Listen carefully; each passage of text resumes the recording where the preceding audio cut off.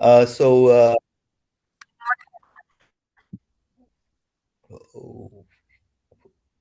evening, everyone. Welcome to ECHO. It is hosted by the Gastro Foundation in association with the Project ECHO, University of New Mexico. Uh, ECHO Fellows is run every second Monday at 6 o'clock. The chat will be open for questions, so feel free. Our presenter this evening is Dr. Jack Turyahikayo. I'm not sure if I pronounced your surname properly, Jack, but you can correct me. And he'll be speaking to us this evening on something that is frequently asked in your written and your oral exams, and that'll be on pouchitis. So, without any further hold-ups, I'll hand it over to you, Jack. Thanks. Thank you, Dr. Naidoo. I'll share my slides.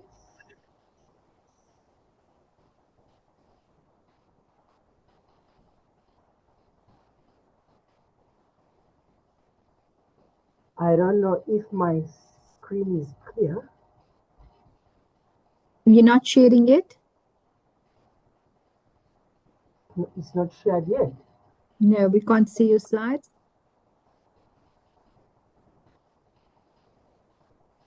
Okay, it's coming up now. Okay, all good. All right, good evening, everyone.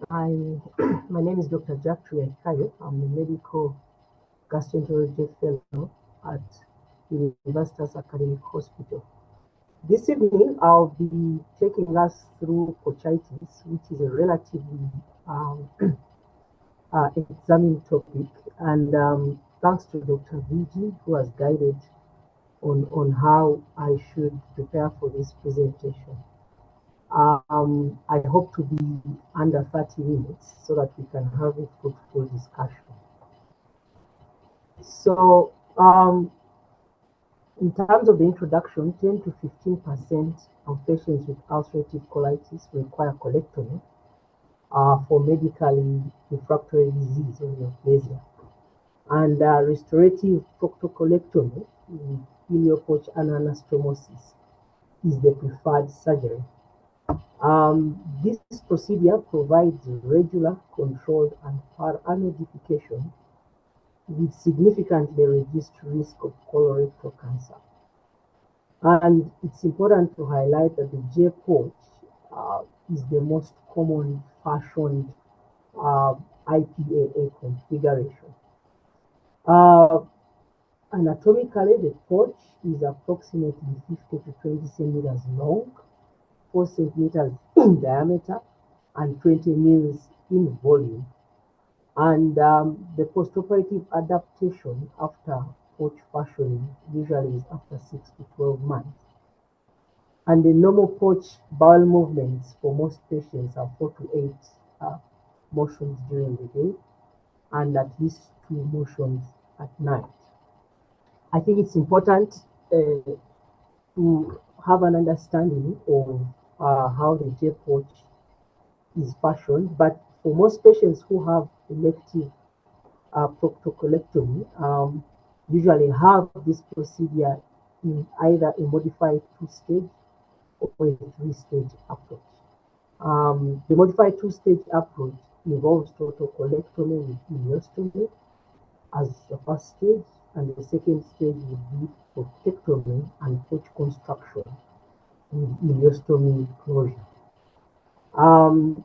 Conversely, patients who undergo a 3-stage approach usually have a total colectomy, followed by proctectomy and pouch construction with ileostomy and ileostomy closure. I guess this is determined by the circumstances under which the patients get the surgery. So as regards the definitions, I will concentrate mainly on the inflammatory pouch disorders. So acute pouchitis, this is defined as symptoms less than 4 weeks of increased stool frequency, urgency, incontinence, and abdominal pelvic pain that responds to a 2-week course of antibiotics. Intermittent pouchitis is defined as isolated and infrequent episodes of classic symptoms which disappear with or without treatment, followed by prolonged periods of normal pouch function.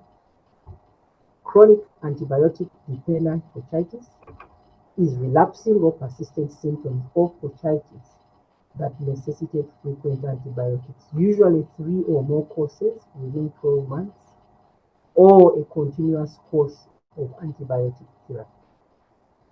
Chronic antibiotic refractory pouchitis is mainly for patients who have persistent symptoms of pouchitis despite 4 weeks of antibiotic therapy.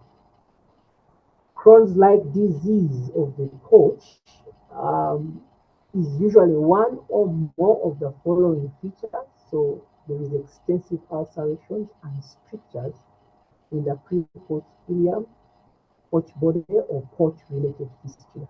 It's important to attach a duration that these symptoms should occur 6 months after pouch placement, because some of these patients might have postoperative complications and they shouldn't be confused to have Crohn's-like disease of the pouch.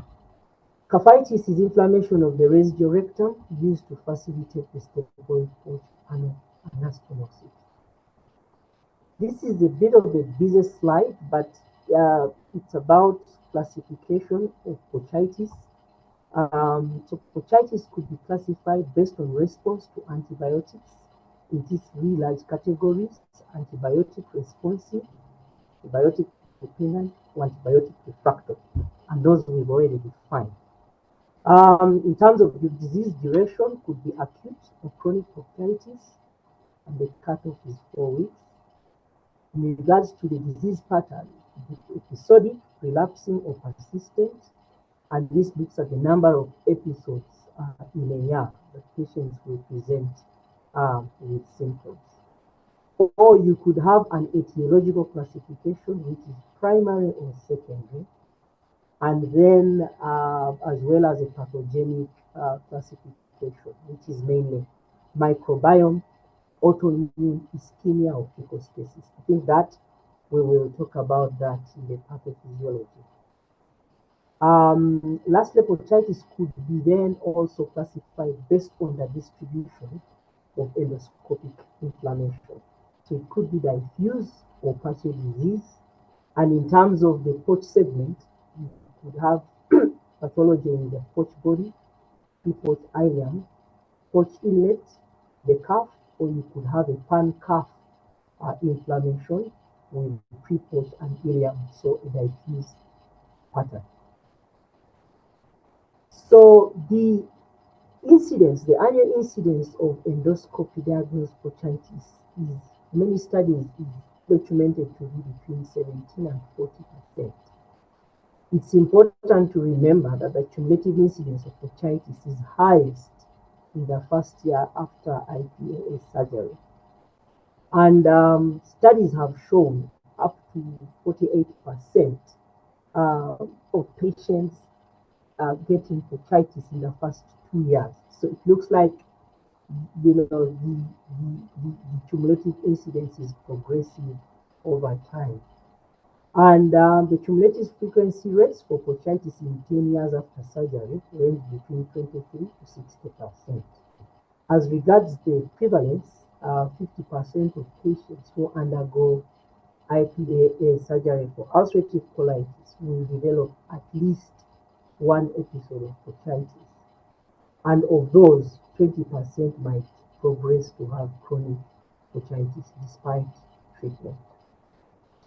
As regards the risk factors, these are classified into those for acute pouchitis and chronic pouchitis.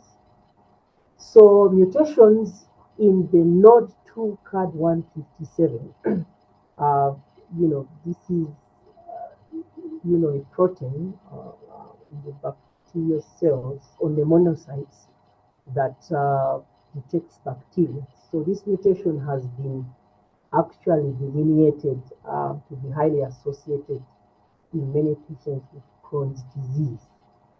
And then genetic polymorphisms in the interleukin-1 receptor, TNF-allen2, and toll-like receptor 1.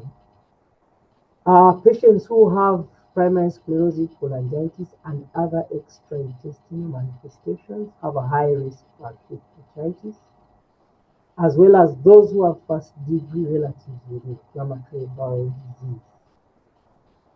As regards the serology, patients who have a positive P-ANCA and CBIR1 serology are also at increased risk.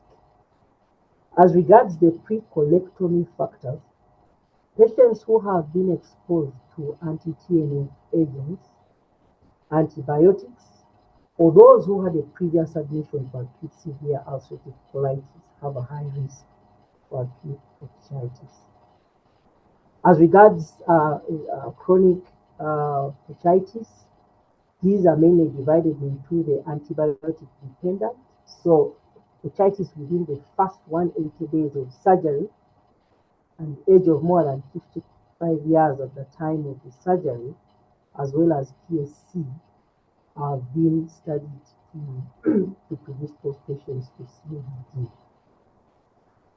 As regards the chronic antibiotic refractory pouchitis, patients who have extensive disease pre-colectomy and use of biologics, as well as those who have post-IPAA use of NSAIDs, have a high risk for chronic antibiotic refractory pouchitis. In terms of the pathophysiology, there seems to be a multifactorial model that sort of cascades into a chronic inflammatory state, which is akin to patients who've got ulcerative colitis. But the combination of dysbiosis in terms of the imbalance between the commensal and pathogenic microbiota in the setting of an environment of fecal stasis, bacterial overload, in addition to a dysregulated innate immunity and adaptive immunity, all these seem to have an interplay of cascading and chronic inflammatory state. Also, additional environmental factors such as NSAID and radiation could trigger or precipitate this inflammation. And therefore, this starts as acute and progressively becomes chronic.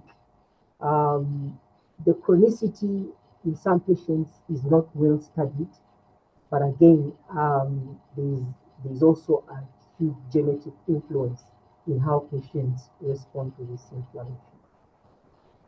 So by and large, there seems to be this bimodal model in terms of the pathophysiology, that many patients who have acute pouchitis, this is mainly mediated by the microbiome, and so hence these patients will have response to antibiotic therapy.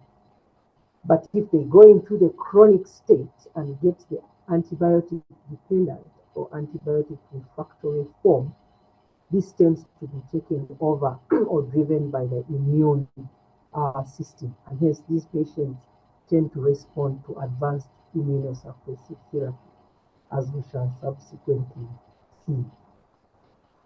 As regards the diagnosis, it's important to remember that there are three approaches. So there's a clinical presentation and confirmatory evaluation, which usually is based on lab tests and otoscopy and histological findings. So patients who present with frequent bowel movements, abdominal cramps, urgency, incontinence should be assessed for having pouchitis or close differentials such as caphitis or Crohn's disease of the pouch or irritable pouch syndrome. And those patients should be subjected to otoscopy with biopsy, with lab tests to exclude very close differentials such as infection.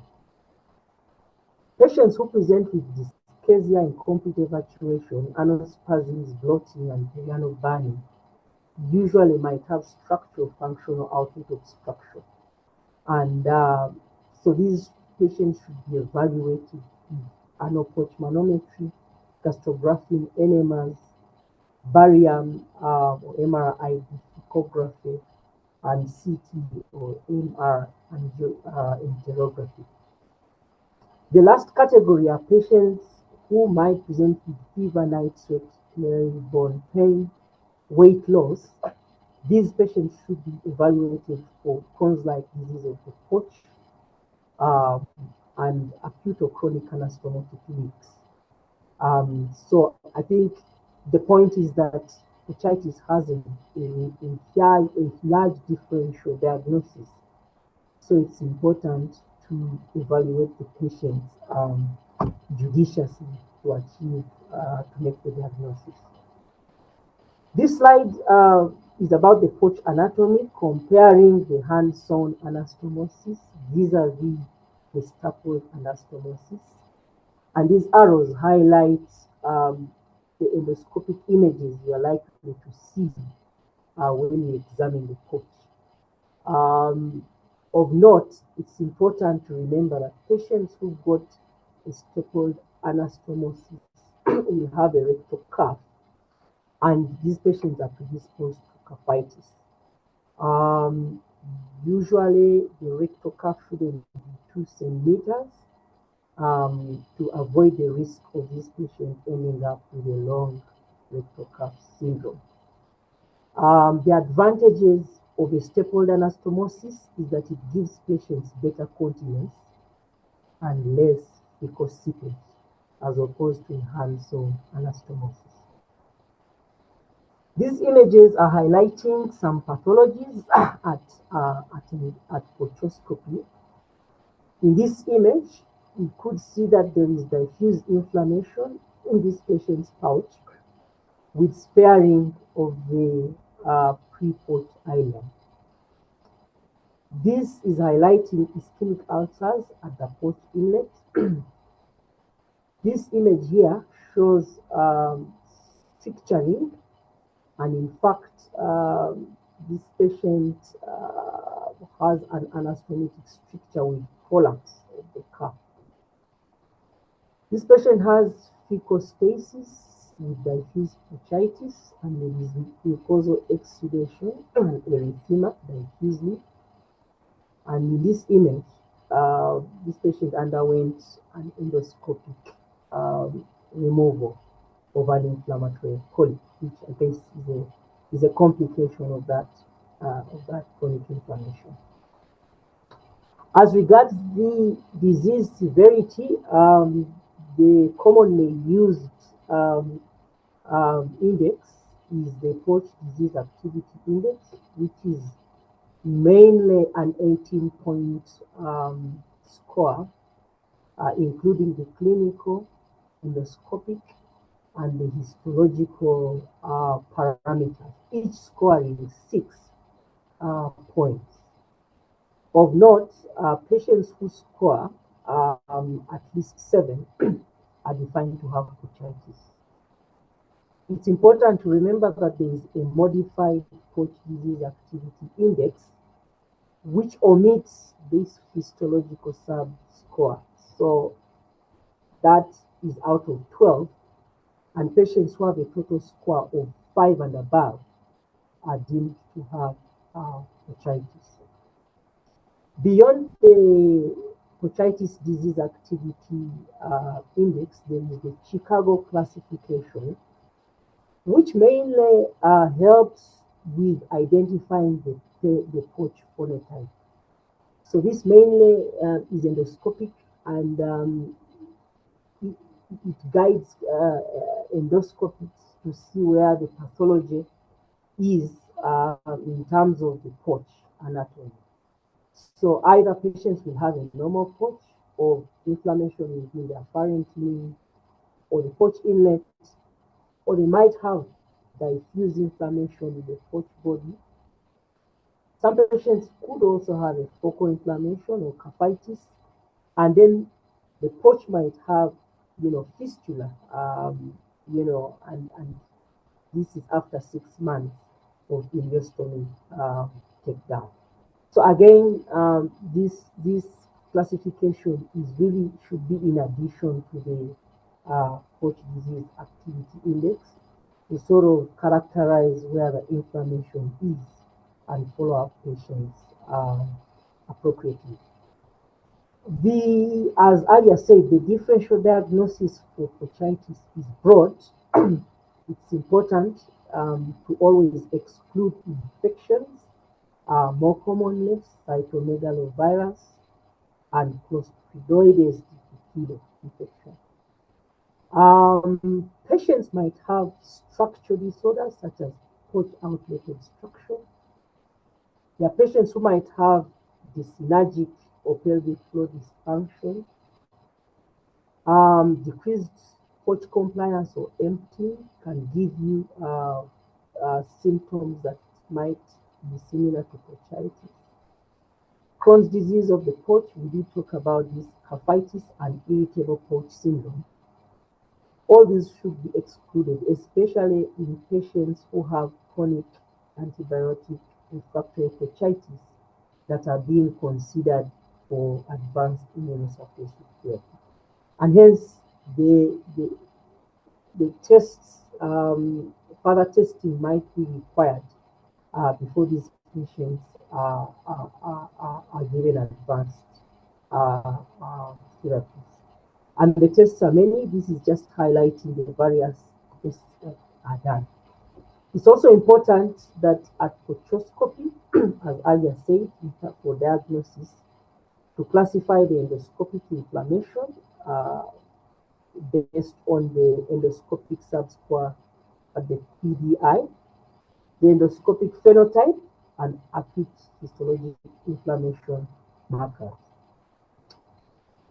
As regards the management approach and strategies, the goals of treatment is to alleviate symptoms, improve quality of life, and achieve clinical and endoscopic remission by demonstrating mucosal healing. And the definition of endoscopic mucosal healing could be either achieving complete normal mucosa, or having absence of erosions or ulcers, or achieving a pouch disease activity index subscore of 0 or 1. As regards the primary prevention of pouchitis, the goal is to promote optimal pouch function, and therefore it's important to advise patients on how to maintain or how to preserve the pouch. So NSAIDs are associated with an increased risk of chronic pouchitis and hence should be avoided. Maintenance of ideal body weight is important because obesity is a risk factor for pouch failure. Probiotics and other pharmacological agents are not generally recommended. The only place for probiotics is for secondary prevention of active pouchitis. We will see this in subsequent slides. So this is the AGA recommendations in regards to treatment of pouchitis. In patients who have intermittent pouchitis, antibiotics are the preferred choice. There is no recommendation for or against probiotics as treatment. Patients who have recurrent episodes of pouchitis should be given antibiotics. Probiotics for prevention of recurrence is recommended. Patients who have a chronic antibiotic-dependent pouchitis usually respond to antibiotics in a cyclical manner to preserve the benefit. And usually these patients should have the lowest effective dose of the antibiotics or even combined antibiotics, as highlighted. While patients who have generally chronic antibiotic dependent and refractory pouchitis benefit from advanced immunosuppressive therapies and biologics. There's also a role, I think the AGA has highlighted a role for corticosteroids. They control ileal-release budesonide for 8 to 12 weeks. However, there is no recommendation in favor or against mesalamine or biologics in this category. Patients with Crohn's-like disease of the pouch, the recommendation is corticosteroids, immunosuppressive therapy, and biologics. This is a schema of the treatment algorithm for pouchitis. So if we followed here, if patients presented with symptoms of pouchitis and have been subjected to a pouchoscopy with concurrent infections ruled out, and they have been avoiding NSAIDs, then we can categorize them into the acute or the chronic. So if they have had symptoms for less than 4 weeks, that is defined as acute pouchitis, and they are treated with ciprofloxacin 500 milligrams twice daily, or metronidazole 500 milligrams 3 times daily for 2 to 4 weeks. If they have a response, then they should be given episodic antibiotic treatment if they have another episode. If there is no response, then there is a push to try alternative antibiotics, second-line antibiotics, as we shall see. Conversely, patients who have symptoms for more than 4 weeks are deemed to have chronic pouchitis. If they have chronic antibiotic-dependent pouchitis, they are subjected to antibiotics in a cycling manner, and these antibiotics are tapered to the lowest effective dose for compliance and avoid side effects.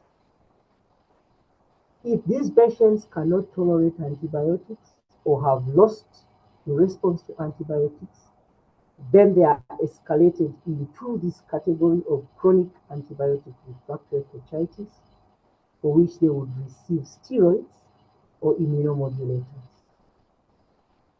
Patients with Crohn's disease of the pouch are largely going to benefit from steroids or in advanced immunotherapy.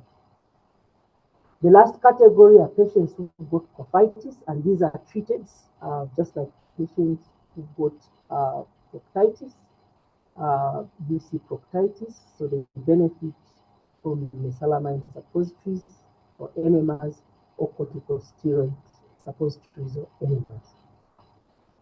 So this slide is just highlighting the effectiveness of comparing antibiotics in acute pouchitis, ciprofloxacin versus metronidazole. This was an RCT for patients with a PDAI score of more than 7 and symptom duration of less than 4 weeks. 16 patients were randomized to 2 weeks of antibiotics, 7 receiving ciprofloxacin and 9 receiving metronidazole at the highlighted doses. Of note, ciprofloxacin showed more significant reduction in the total PDI score, symptoms, endoscopy, and histological subscores as highlighted. More interestingly also is that patients who received ciprofloxacin had or experienced no adverse effects compared to patients who received metronidazole, who had vomiting and transient peripheral neuropathy. So the point being that in acute pouchitis, ciprofloxacin is a better antibiotic for efficacy and for tolerance and to avoid side effects of the drug. As regards chronic pouchitis, it's important to maintain these antibiotics at the lowest effective dose, cycling these medication and tapering the dose to the least effective one is important, because I think we do remember the side effects of metronidazole, which include nausea, metallic taste, peripheral neuropathy, and also ciprofloxacin has been highlighted to cause tendinitis and tendon ruptures, especially in patients more than 60 years of age and steroid users. By and large, these medications have a low side effect profile. So fortunately, many patients will tolerate the drugs.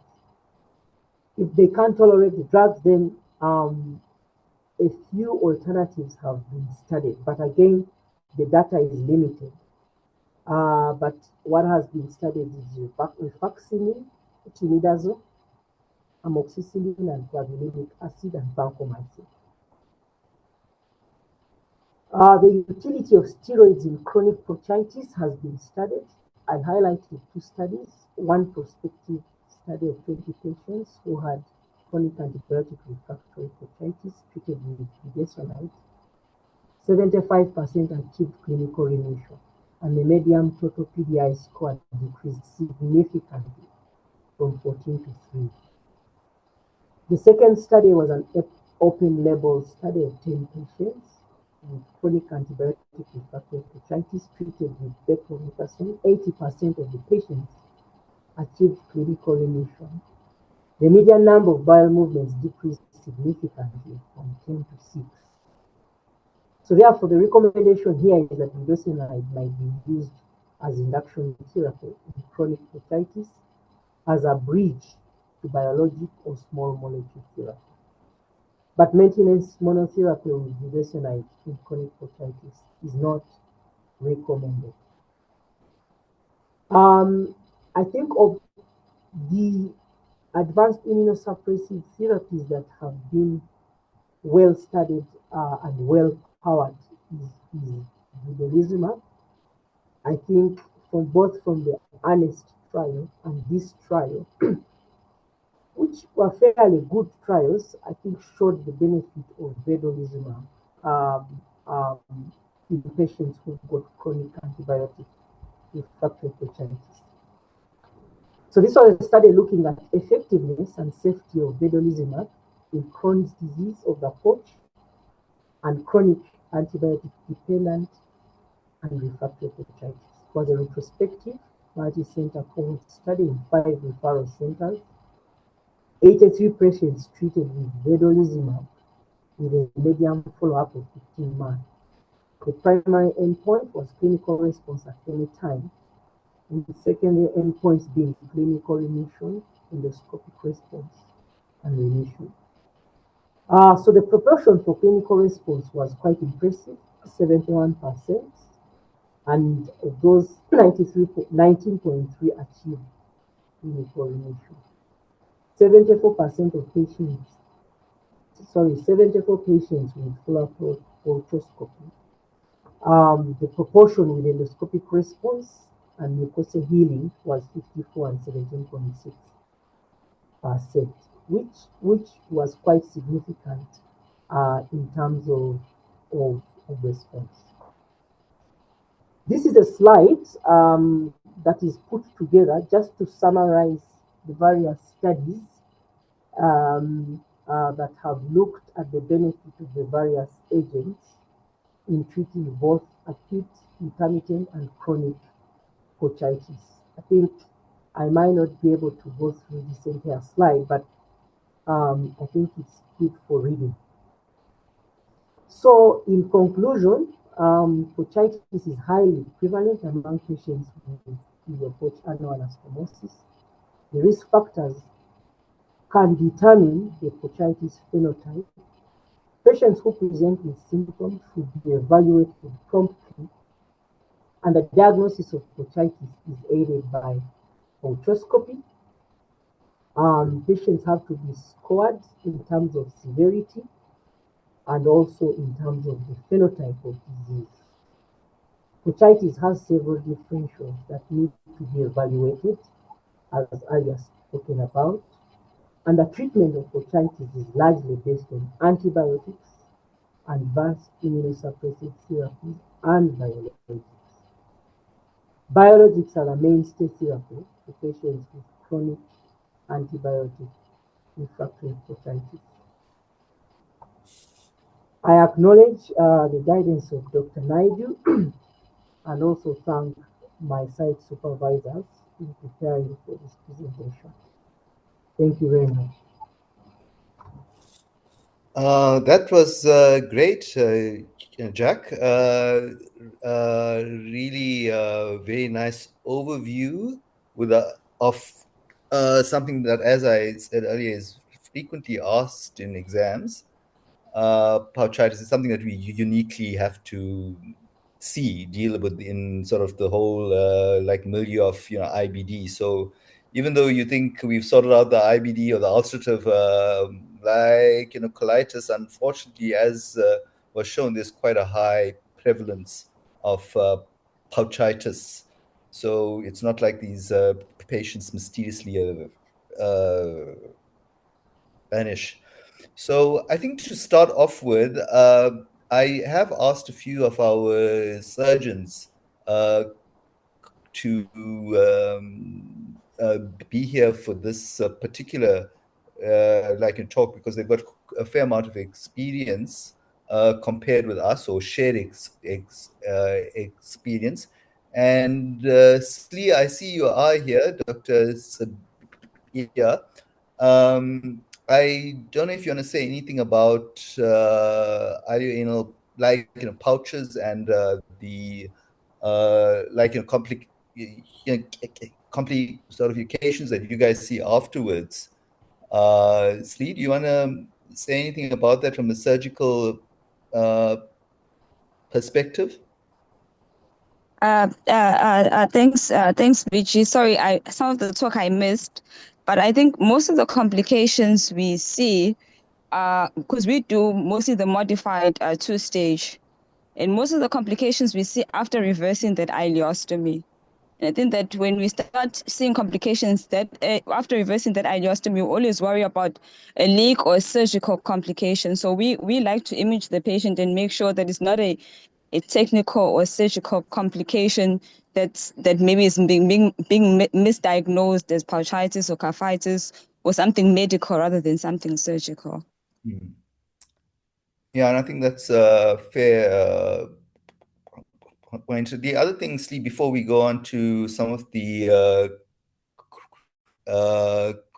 questions in the chat, is should we be performing this operation, a pouch? Because at the end of the day, it's not really helping with the ulcerative colitis. And the issue that often comes up when we have these conversations with our patients is, should you just have an ileostomy and it's over and done, or should you have the pouch? And here we're talking about quality of life in the long term. I think the pouch. Thanks. That's a very difficult question to answer. I think the pouch does have its own complications, unique complications. But I think it all depends, as you did say, on quality of life, because the ileostomy in itself is also not an innocuous operation, also with its own unique complications. Some of them early post-operatively with the abduction of the high outputs, and then the long-term complications with the peristomal hernias and managing those hernias that the patients may have. I think it's a conversation you have with the patient. Most of these patients are younger patients, and maybe they don't want to live with the bag. But some patients don't mind having trying out the pouch, and we still have the ileostomy as a bailout. I think Shakil's got more experience than me. He may have a better comment. You're not sure if Shakil's on. Maybe he had something else to do. I had sent him the invite, and actually do not see him on. I think Sean had a question in the chat about any role of surgery. Sean, I don't know if you want to unmute and expand on that. Do you mean if you've got severe refractory pouchitis, should we just undo the operation and leave the patient with the ileostomy? I think there is a role for it, but I think that'll be a MDT conversation, which also includes the patient as well. And I think a few years ago, probably would we've had one individual, if I recall, who came to the surgeons and afterwards us as well, saying she wants it out. She could not live with the idea of going to the toilet 6 times per day, even though the outcome was really reasonable. She had mild pouchitis, which responded to antibiotics, but just the stool frequency, she wasn't happy at all. And she ended up with the ileostomy, and she was far happier. So I think it comes down to shared decision, making. And as Slee did indicate, you still have the option of a ileostomy afterwards. Slee, do you want to add anything there about the role of surgery in patients? Probably, I think Sean is probably referring to refractory pouchitis. I think I'm going to. I agree with you, VG. We've had a patient also that has really suffered and said that, you know what, I would rather you give me an ileostomy. And I agree with you that it is an MDT discussion, with the patient understanding that the ileostomy, even though as a Bela procedure, also has its own unique challenges. Then we have a discussion, and then if the agreement is that the patient feels that they would rather have an ileostomy, then by all means we are happy to give the patient an ileostomy. I think that what we've had is that some patients have wanted that the continent ileostomy. And the problem with that ileostomy, it's fraught with so many complications also, because there is some talk on the literature of you converting this pouch into a continence ileostomy, and the patient will be able to control their bowel movements by intubating this pouch, this ileostomy, which is essentially made from the pouch. And that's also been fraught with a lot of complications. I think at our last colorectal congress, the colorectal surgeons are not really happy with constructing that. The most senior guy is not happy with constructing that continence ileostomy. Sure. So yeah, are there any other questions or comments? For me, I think if the fellows just review those slides, I think that's about all you have to answer when it comes to this particular topic. I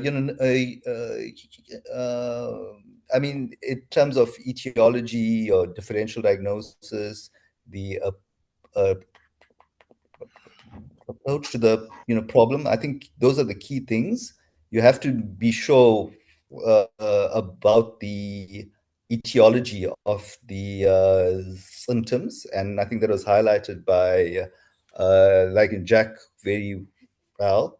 The etiology is key. Then from there, the options for treatment. Ramanate, Dr. Ramanate, do you want to add anything? Yeah. Well, thank you very much. This was an excellent presentation, and thank you. It's quite informative. Shem, I've got one question for Silindo Kushe, the surgeon. Is there a role for ileorectal anastomosis? What I'm saying is that sparing the rectum for those patients that you think you can at least use the suppository to maintain remission of the rectum. Hello, I'm just asking. I don't know. I'm just coming from nowhere. Thank you for the question. I think even when it comes to FAP, which is another scenario, we do a lot of pouches. We are trying to spare the pouch, or we're trying to spare the rectum by doing an ileorectal anastomosis.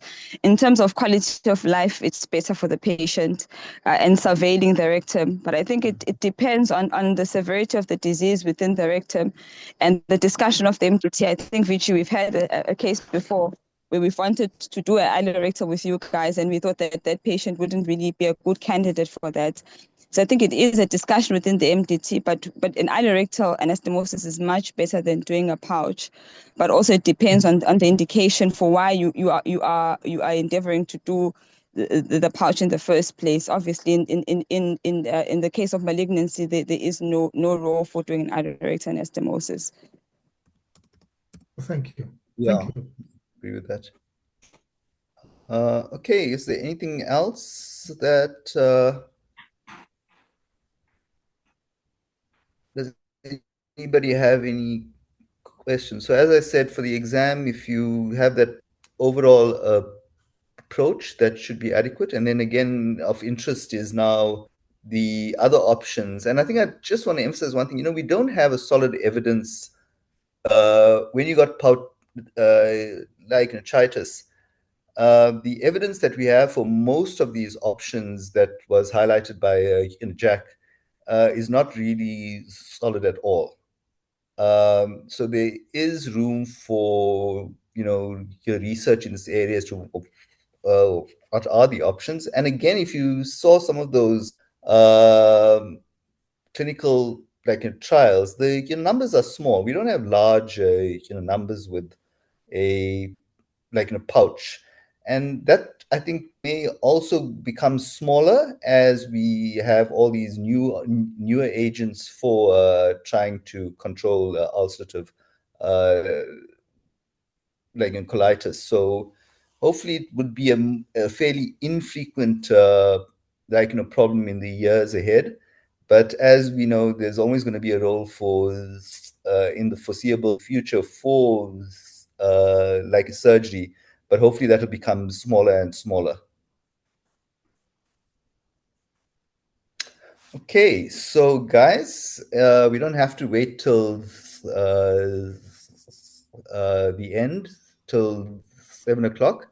I'd like to thank the presenter, and thanks to Echo UNM and the Echo India team for the support. Remember, the recordings are available on the Gastro Foundation website, and thanks to the Gastro Foundation for the support.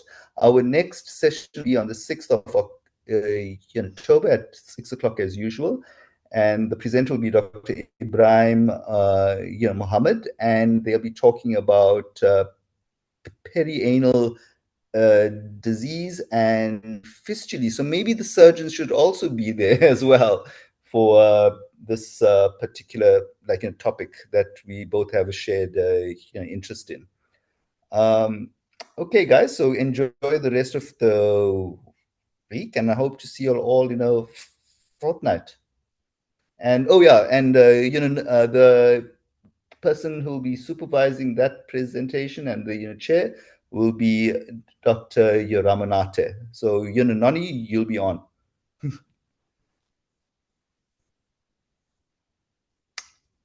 Okay, guys, evening.